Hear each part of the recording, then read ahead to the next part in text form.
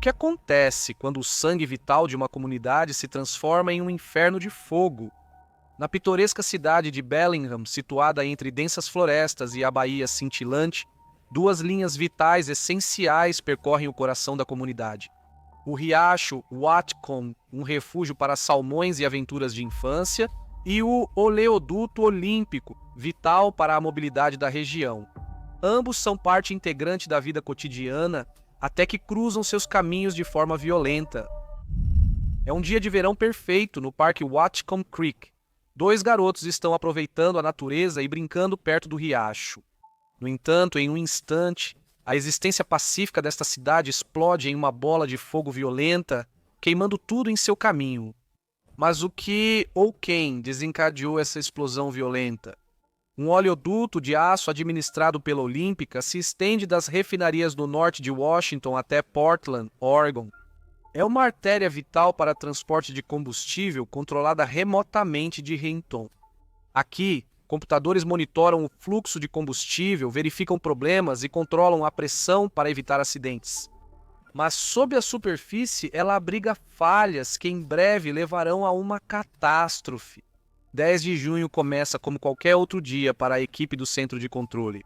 Por volta das 3h15 da tarde, um operador do sistema percebe um erro nos registros do computador, monitorando válvulas e o fluxo de gasolina no oleoduto.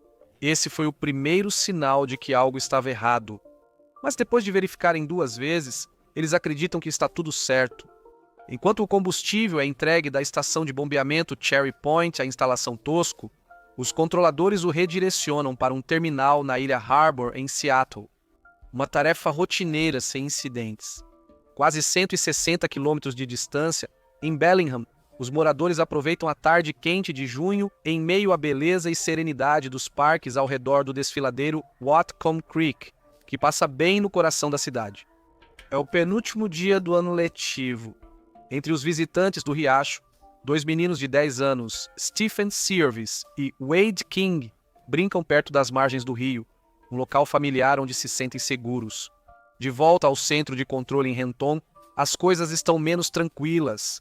Às 15h18, os operadores iniciam a transferência, mas a pressão começa a aumentar no oleoduto a montante do ponto de entrega. O aumento é considerado normal no início por flutuações rotineiras na transferência de combustível. Para resolver, os controladores ativam uma bomba reserva para aliviar a pressão. No entanto, a transferência de combustível falha inesperadamente, acionando alarmes e fazendo com que os computadores parem de responder. Com o sistema operacional falhando nesse momento crucial, a situação rapidamente se agrava. Às 15h22, as bombas começam a desligar devido à alta pressão. Os controladores, prejudicados pelo sistema inoperante, tentam entender e gerenciar a situação em rápida evolução. Apenas 6 minutos depois, o desastre acontece. O oleoduto se rompe sob o Parque Watcombe Falls, liberando 897 mil litros de gasolina, o suficiente para encher 15 mil carros. 1 minuto depois, a pressão normaliza, mas o oleoduto é desligado entre Cherry Point e Renton. Os controladores, sem saber do rompimento, percebem um sistema aparentemente com defeito. Transferência de gasolina de Cherry Point é suspensa enquanto equipes avaliam a situação. Achando que os problemas estavam resolvidos, os controladores retomam a transferência de Cherry Point. Eles não fazem ideia de que estão bombeando ainda mais gasolina para dentro da ruptura. Pelos próximos 40 minutos, gasolina jorra no riacho, criando uma situação cada vez mais perigosa. Antes de um recém-formado no ensino médio sair para o riacho, ele escreve um bilhete para os pais dizendo onde estará. Liam Wood pesca com mosca em seu local favorito, perto dos 2 garotos. Será o último bilhete que ele escreverá em sua vida. A cada minuto que passa, o perigo se torna invisível para aqueles que podem evitá-lo. Quase 1 hora após o rompimento, o software de detecção de vazamentos finalmente soa um alarme, alertando os controladores sobre o problema grave. Enquanto são dadas instruções para ligar outra bomba, um funcionário da empresa liga para o 911 da ponte que cruza o riacho, relatando cheiro de gasolina. Só então a sala de controle de Renton descobre o rompimento na tubulação. 911, gostaria de reportar uma explosão. Nos minutos seguintes, há intensa movimentação. Controladores do oleoduto fecham válvulas para isolar o rompimento.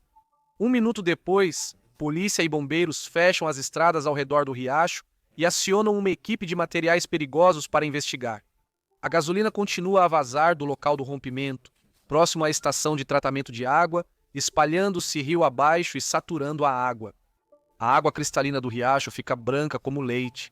Contaminada pelo combustível tóxico, vapores começam a subir da água, criando uma fumaça pesada e sufocante que paira sobre o riacho e a área ao redor. Eu não conseguia acreditar no que estava vendo. Quero dizer, era a gasolina escorrendo livremente e vapores subindo até onde se via. Isso simplesmente embaçou toda a paisagem atrás do riacho. Sem saber do perigo se aproximando, Liam continua pescando. Os vapores de gasolina, mais densos que o ar, acumulam-se nas partes baixas do parque, como o cânion onde Liam está. Com o aumento dos odores, eles o dominam. Encurralado no cânion, ele não escapa dos vapores sufocantes. Liam perde a consciência, cai no riacho e se afoga. Seu corpo só seria identificado nas primeiras horas da manhã seguinte. Por volta das 2h30 da manhã, ouvimos passos na varanda. E bem, a princípio eu pensei que fosse ele, mas era a polícia.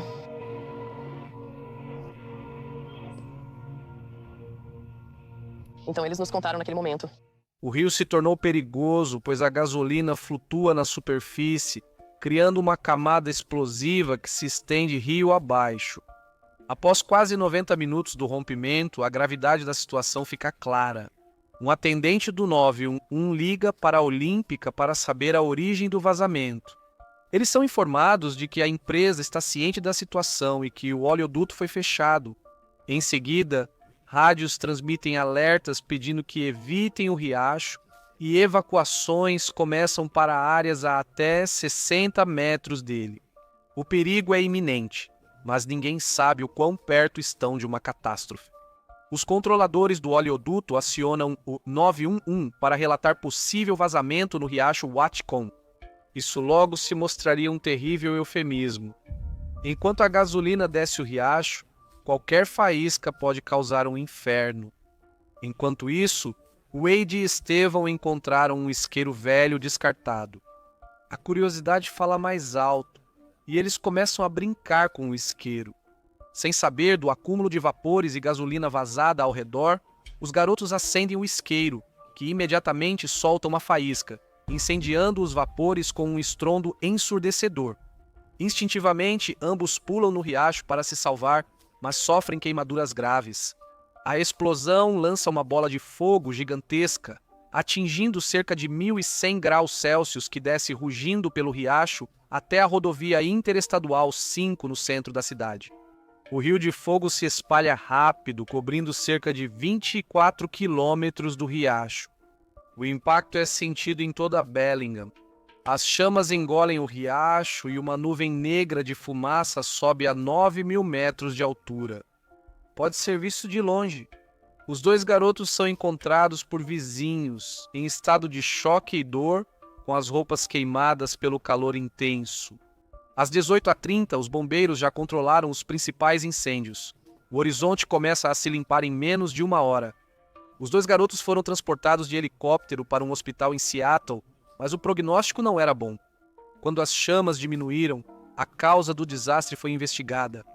O National Transportation Safety Board descobriu que a explosão não foi apenas um evento isolado, mas sim uma série de erros humanos, descuidos e falhas sistêmicas que se estenderam por vários anos. Tudo começou em 1994, durante melhorias na estação de tratamento de água da cidade, quando empreiteiros acidentalmente atingiram o oleoduto próximo com máquinas pesadas. O amassado parecia pequeno na época e, por inspeções inadequadas da Olímpica, passou despercebido. No fim dos anos 90, a empresa fez inspeções internas que deveriam ter identificado o dano da escavação anterior. Mas eles erraram na avaliação e decidiram não escavar e verificar a seção danificada. Antes do desastre, a empresa inaugurou uma instalação próxima, causando ainda mais problemas.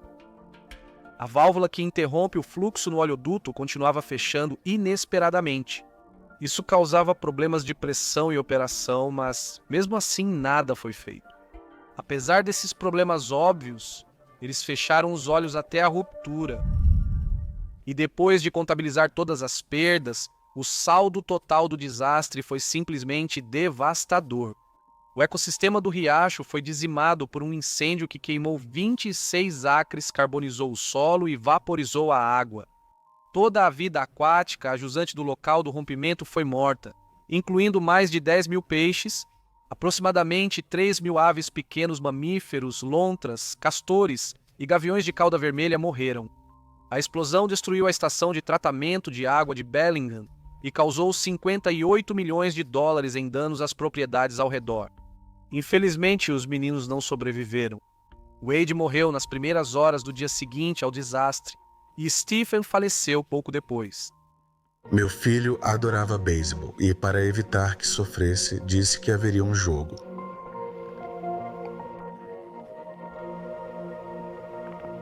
Eles precisavam de um receptor canhoto. Em uma reviravolta do destino, os meninos se tornaram heróis sem querer. Algo ia fazer aqueles vapores entrarem em combustão. E o fato de ter acontecido em uma área praticamente desocupada resultou em muito menos, eu acho, danos humanos. O impacto poderia ter sido muito mais devastador se aquela nuvem de gases tivesse continuado até a Baía de Bellingham. Notavelmente, a explosão e o incêndio massivos não resultaram em mais perdas de vidas, com apenas alguns feridos relatados. Ficou claro que o incidente poderia ter sido evitado em vários momentos e que haveria consequências legais significativas.